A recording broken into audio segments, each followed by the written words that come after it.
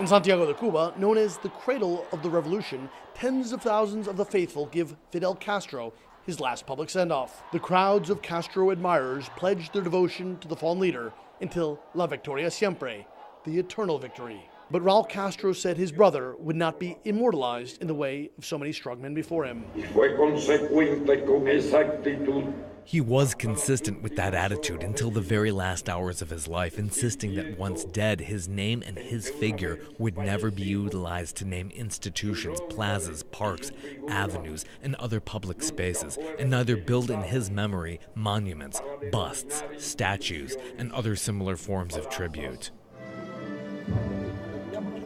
Castro was laid to rest on Sunday in Santiago, a private ceremony for a leader who for 6 decades lived a most public life. Only members of the secretive Castro family and a small number of invited guests were in attendance.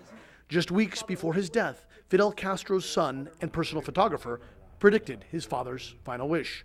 Le hacen muchos regalos, pero bueno, te das cuenta que en Cuba no hay ninguna estatua. Él no permite que le pongan estatuas a su nombre en vida, ¿entiendes? Entonces le hacen esos regalos, pero están guardados. And why doesn't he allow that?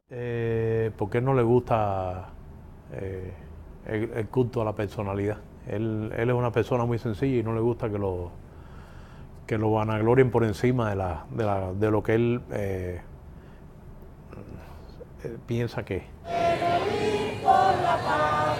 But hundreds of thousands lined highways and roads across Cuba as Castro's ashes were transported past to worship the leader who changed their lives and island forever. Housewife Arveli Santos Garcia waited alongside the road for hours to catch a final brief glimpse of the Cuban leader she said she loved like a father. Thanks to him, we have what we have. Our education, healthcare, that all thanks to the commander. But Castro also left behind a host of problems for Cubans to grapple with. An outdated Soviet-style economy, a heavy-handed police state, the exodus of some of the island's best and brightest. As the massive memorials for Castro die down, Cubans are left alone to face an uncertain future. Patrick Ottman, CNN, Santiago de Cuba.